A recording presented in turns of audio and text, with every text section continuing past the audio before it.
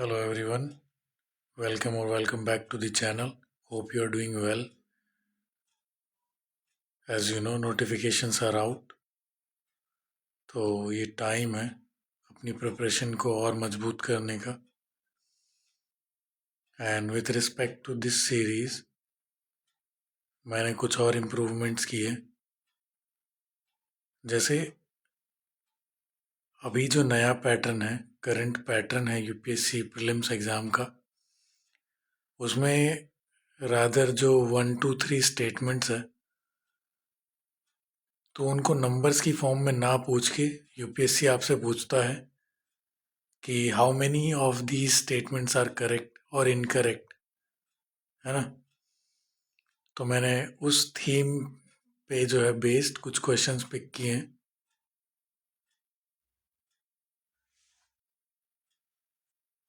तो without any further ado let's get started. Here we have our first question. Consider the following statements regarding early Vedic political institutions. तो पहली statement है, Sabha and Samiti function as tribal assemblies. Next statement, the king's authority was absolute and unchecked by any institution. The Vedic polity was largely tribal in character. तो आपको बताना है कि how many of these statements are correct. Try करें इस question को.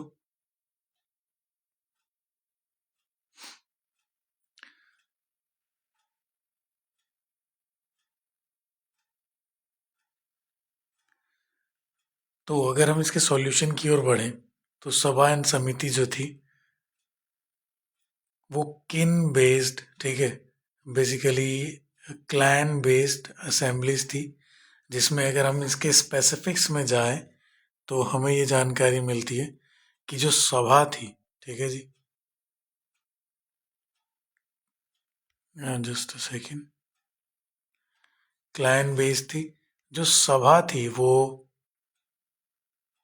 एक Brahminical assembly थी, ठीक है. और जो समिति थी वो इन जनरल एक असेंबली थी, ठीक है.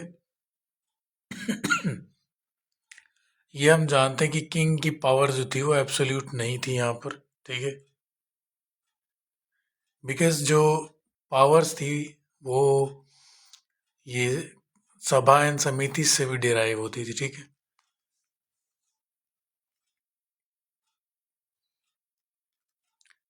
और क्योंकि उस टाइम पर बहुत ज़्यादा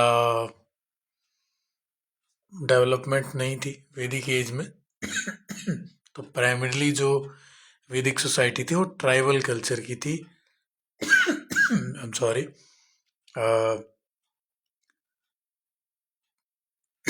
कल ही हमने देखा था कि अभी भी जो है पेस्टोरलिज्म, ठीक है,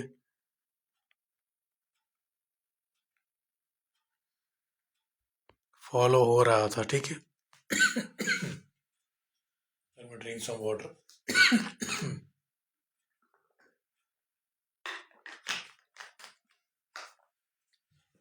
Okay, moving on. Okay, so therefore only two statements will be correct and right answer will be B. Moving ahead, we have another question. Consider the following statements regarding Rigvedic economy, ठीक है. तो try करें. Cattle were the chief measure of wealth. तो ऐसा था क्या, आप बताएं. Agriculture was the primary source of livelihood. The concept of private land ownership was absent, ठीक है. ट्राई करें इस क्वेश्चन को. तो बताना है how many of these statements are correct. तो ये हम जानते हैं कि पेस्टोरल सोसाइटी थी, ऊपर भी बताया मैंने आपको, ठीक है. तो पेस्टोरल सोसाइटीज के अंदर जो कैटल्स होती हैं, ठीक है, जो भी एनिमल वेल्थ होती है ना, वही मेजर होती है वेल्थ का, ठीक है. तो डेफिनेटली फर्स्ट स्टेटमेंट तो करेक्ट हो जाएगी, ठीक है। और जब सोसाइटी पेस्टोरल होगी, हैबिटेशन स्टेबल नहीं होगा, तो एग्रीकल्चर प्राइमरी नहीं होगा वहाँ पर। ये हम देखते भी हैं कि एग्रीकल्चर बहुत लेटर स्टेजेस के अंदर एक प्राइमरी सोर्स ऑफ लाइवलीहुड हो जाता है, और वो भी लेटर वैदिक सोसाइटी में, जब गैंगेटिक वैली, ठीक है, या फिर राइज ऑफ मगध हमको देखने को मिलता है, ठीक है। तो यहाँ से ये चीज़ें पिक्चर में आती हैं। Third statement, concept of private land ownership was absent, ठीक है। अब ऑब्वियस है, अगर पेस्टोरल सोसाइटी होगी तो दे वुड प्रैक्टिस नोमैडिज्म, ठीक है। तो प्राइवेट लैंड ओनरशिप जो है वो समहाउ डोमिनेंट फॉर्म में नहीं होगी, एब्सेंट होगी, ठीक है। और वैसे भी अगर आप मतलब देखें, आर्यंस क्लैन के रूप में मूव करते थे, ठीक है। तो प्राइवेट ओनरशिप जैसी कोई चीज़ नहीं थी वहाँ पर, रादर एक कलेक्टिव ओनरशिप थी, जो जो भी लैंड होता था वो पूरी क्लैन को बिलोंग करता था, ठीक है। तो यहाँ पर भी दो स्टेटमेंट्स करेक्ट हो जाएंगे, and right answer will be B. Move करेंगे नेक्स्ट क्वेश्चन पे। तो हमें बताना है, consider the following statements regarding women in Rigvedic society, ठीक है। First statement, women could participate in religious rituals, ठीक है, religious rituals. Women had access to education, access to education. Polygamy was known, ठीक है। तो ट्राई करें इस क्वेश्चन को।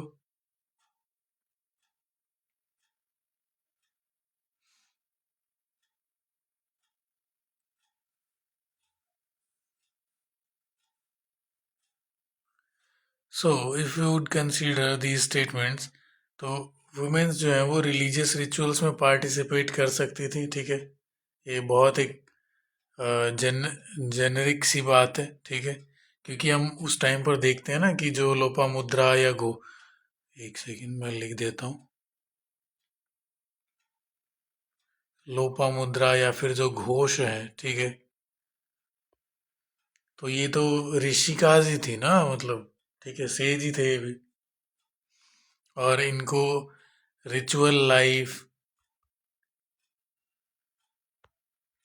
या फिर आप कहें एजुकेशन, ठीक है, तो इस चीज़ का एक्सेस था इनको, ठीक है। तो ये ऊपर की दो स्टेटमेंट्स तो करेक्ट हो जाएंगी, ठीक है।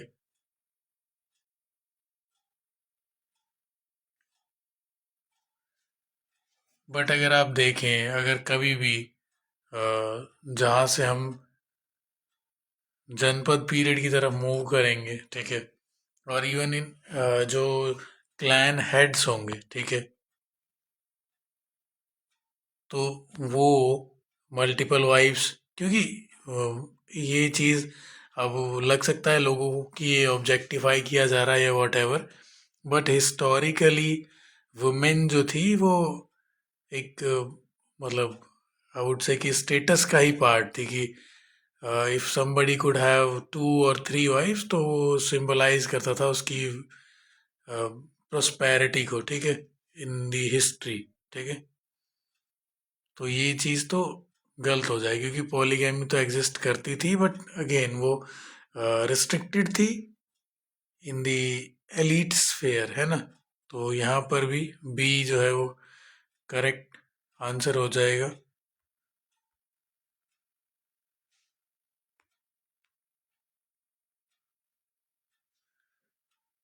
Next question, consider the following statements regarding later Vedic polity, ठीक है। तो हम बेसिकली ना थीम्स पे देख रहे हैं क्वेश्चन, जैसे इकोनॉमी, वुमेन, है ना, and so on and so fourth, ठीक है।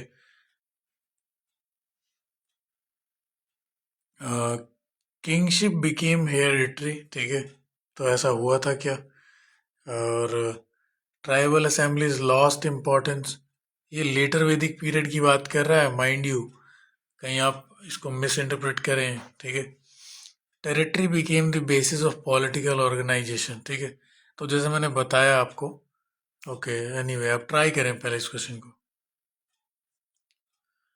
हाँ, तो अगर हम स्टेटमेंट्स की बात करें तो मैंने अभी डिस्कस किया था कि बेसिकली जब हम लेटर वैदिक पीरियड की बात करते हैं तो वहाँ पे लैंड जो थी ना, वहाँ प्राइवेट ओनरशिप हमको देखने को मिल जाती है। ठीक है, तो territory became the basis of political organisation, बिल्कुल ठीक बात है, क्योंकि यहीं से हमको जो है जनपद का कॉन्सेप्ट देखने को मिलता है। ठीक है, और ट्राइबल असेंबलीज लॉस्ट इम्पोर्टेंस, बिल्कुल सही बात है, क्योंकि अब जो है वो मोनार्की का राइज हो गया था। ठीक है, मोनार्क्स का राइज हो गया था, तो ट्राइबल असेंबलीज की उतनी इम्पोर्टेंस नहीं रह गई थी। और ये हम देखते भी हैं, सॉरी ये स्टेटमेंट करेक्ट है क्योंकि ये सही ही बोल रहा है ना कि tribal assemblies lost their importance. और किंगशिप बिकेम हेरिडिटरी, ये तो हम देखते ही हैं कि जनपद पीरियड के अंदर king was succeeded by his eldest son, है ना, तो इस टाइप से चल रहा था genealogy. Therefore all three statements will be correct. अब जिन्होंने भी वो ऊपर के तीन क्वेश्चन देख के समझदारी दिखाई होगी कि बी मार्क कर रहे हैं तो बी ही होगा इसका भी तो आप फंस गए, इट वॉज अ ट्रैप।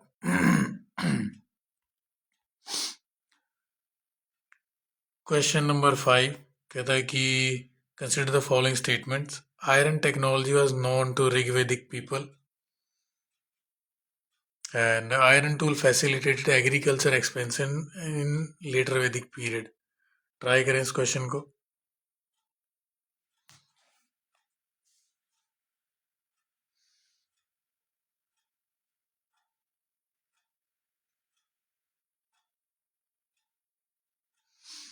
अब अगर आप देखें जो ऋग्वेदिक पीरियड है इन पर्टिकुलर, ठीक है जी, एक सेकेंड।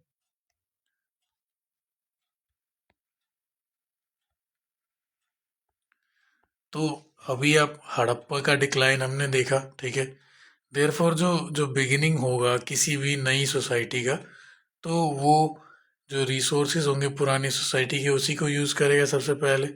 तो यहाँ पर भी हमको कॉपर एंड ब्रॉन्ज टूल्स देखने को मिलेंगे, ठीक है। जबकि आयरन टूल्स जो हैं वो एग्रीकल्चर एक्सपेंशन में काम करते हैं लेटर वैदिक पीरियड में, क्योंकि ऋग्वेदिक सोसाइटी तो पेस्टोरल है ना, ठीक है। यहाँ पर तो एग्रीकल्चर हो ही नहीं रहा उतना रैम्पेंट, ठीक है। Therefore the right answer will be 2 only, ठीक है। नेक्स्ट क्वेश्चन पे मूव करेंगे। कहते consider the following statements regarding the varna system. Varna system was fluid in Rigvedic period.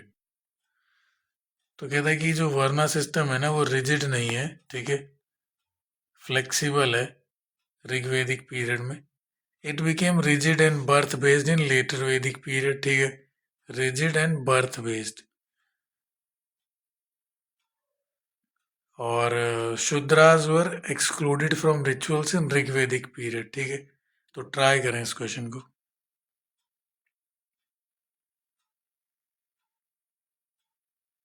अब देखिए जो जो कॉन्सेप्ट है वर्ण सिस्टम का, है ना,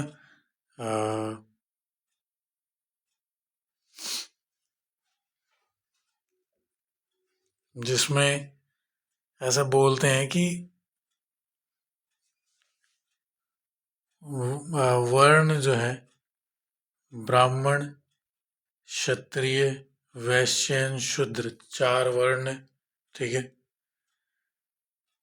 तो ये जो थे ना इन द ऋग्वेदिक पीरियड वो ऑक्यूपेशन बेस्ड थे, ठीक है।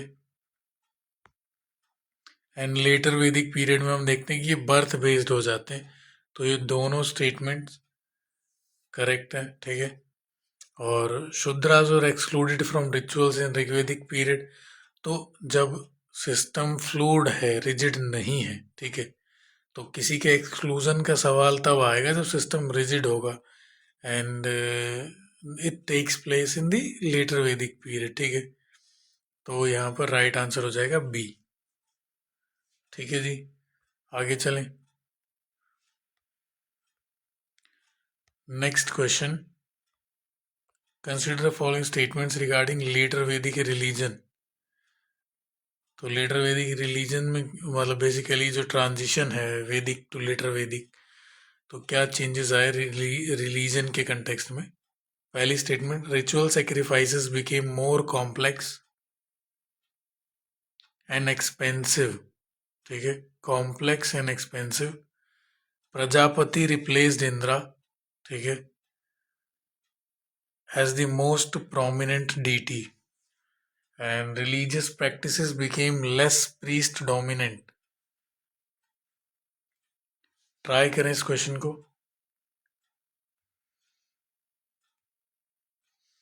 सो बेसिकली अगर हम लेटर वैदिक एज के रिलीजन की बात करें तो यहाँ पर जो सेक्रीफाइस है, ठीक है, या कॉम्प्लेक्स रिचुअल्स देखने को मिलते हैं हमको, ठीक है।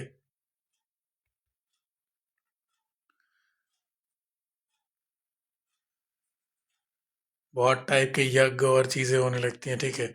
और ये चीज़ कहीं ना कहीं सही है कि जो फोर्सेस ऑफ नेचर थी जैसे इंद्रा वरुणा, ठीक है, तो इनका डिक्लाइन हो जाता है जब, और जो जो प्रजापति हैं, ठीक है,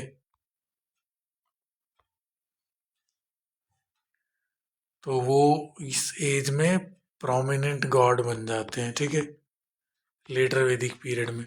तो ये दोनों स्टेटमेंट करेक्ट हो जाएंगी। और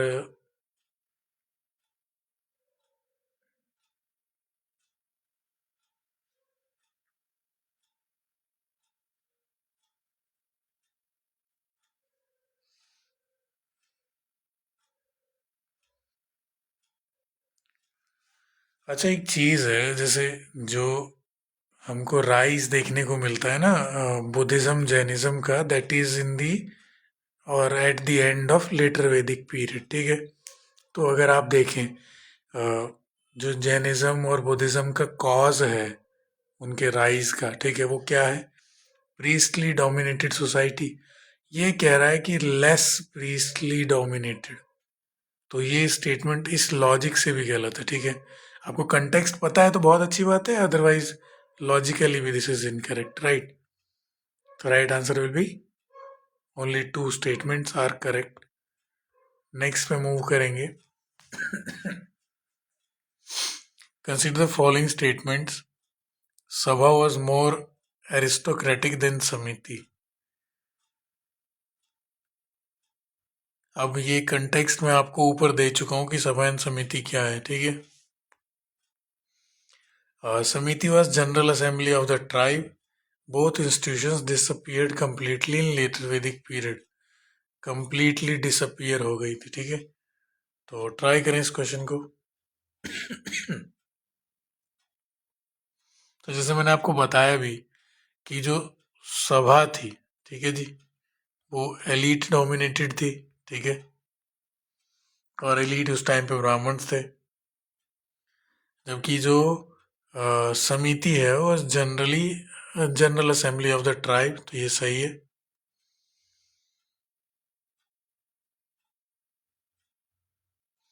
और मतलब जब हम इलीट क्लास की बात करते हैं, ठीक है, तो वो एरिस्टोक्रेट्स होते हैं किसी भी सोसाइटी में।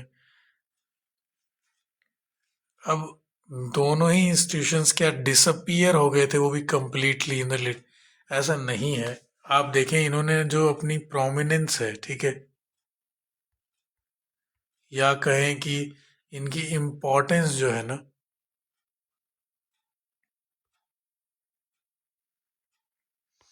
वो डिक्लाइन हो जाती है, ठीक है।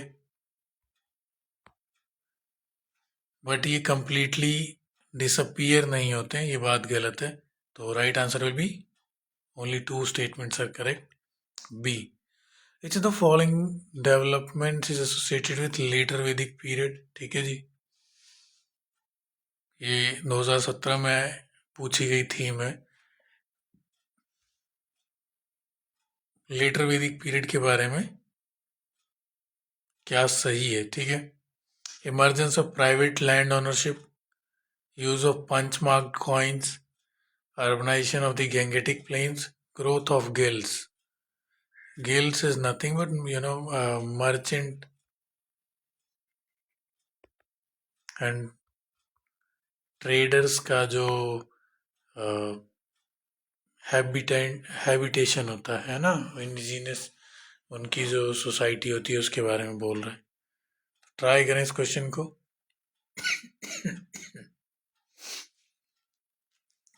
अब देखिए ये सारी चीजें एसोसिएटेड है किसी न किसी कल्चरल इवोल्यूशन से. जैसे कि जो पहला है, जो हम ये डिस्कस कर चुके हैं मल्टीपल टाइम्स इस सेम वीडियो में, कि लेटर वैदिक पीरियड के अंदर प्राइवेट लैंड ओनरशिप जो है वो देखने को मिलती है हमको. ठीक है, तो ये स्टेटमेंट करेक्ट हो जाएगी. बाकी के स्टेटमेंट्स एक बार देख लेते हैं. Use of punch mark coins, ये हमको महाजनपद टाइम्स में देखने को मिलता है. रादर यहाँ पर जो वैदिक सोसाइटी है वहाँ पर अभी भी बार्टर सिस्टम से ही ट्रेड हो रहा है. ठीक है, और इसीलिए वो दूर तक ट्रेड कर नहीं पा रहे हैं. ये incorrect. Urbanisation of the Gangetic plains, ये अगेन हमको जो है महाजनपद में देखने को मिलता है. ठीक है, और ग्रोथ ऑफ गिल्ड्स श्रेंथ. ठीक है जी, तो इसका एज सच जो है राइज आप तब देखते हैं जब प्रोस्पेरिटी बढ़ती है स्टेट की, एग्रीकल्चर राइज पे होता है. ठीक है, तब ट्रेड फ्लरिश करता है. ठीक है, और ये वैदिक सोसाइटी में तो हमको नहीं देखने को मिलती है. Therefore the right answer will be A. Next question, which of the following rituals symbolise the territorial sovereignty of the king. तो इनमें से कौन सा ऐसा यज्ञ है, ठीक है, या रिचुअल है जो बताता था कि किंग कितना जो है प्रभुत्वशाली बलशाली है. ट्राई करें इस क्वेश्चन को. तो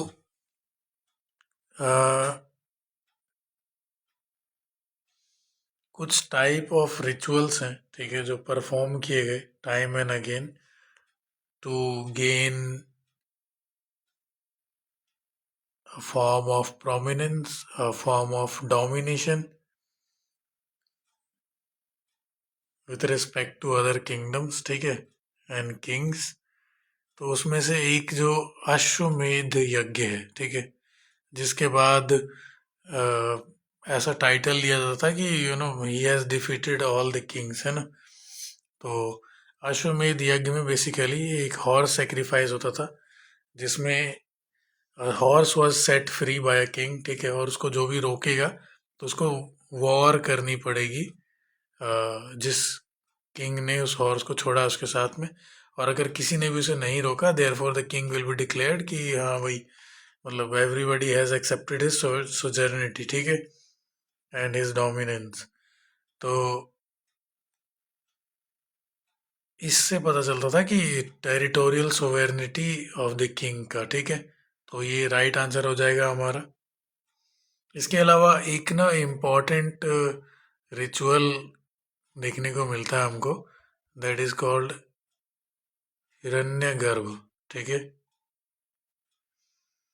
ये जैसे आप जानते होंगे कि जो मौर्यास थे, ठीक है, तो वो क्षत्रिय क्लैन से नहीं बिलोंग करते थे. ठीक है, तो जो भी किंग या क्लैन क्षत्रिय नहीं है, ठीक है, तो they use to do perform this Hiranyagarbha yajna, and उससे ये माना जाता कि they have they are reborn as Kshatriyas. ठीक है, तो वो एक चीज है जो आपको याद रखनी चाहिए. ठीक है, तो ये थे आज के क्वेश्चंस. अब आप बताएंगे एक बार कमेंट करके, ठीक है, कि ये जो नया पैटर्न है, ठीक है, ये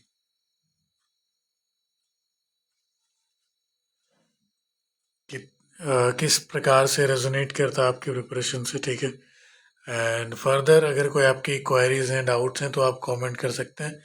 और इस वीडियो से रिलेटेड PDF आपको हमारे टेलीग्राम चैनल पे मिल जाएगी, ठीक है। और टेलीग्राम चैनल का लिंक आपको वीडियो डिस्क्रिप्शन में मिल जाएगा। तो ये थी आज की class. Thank you so much, bye bye.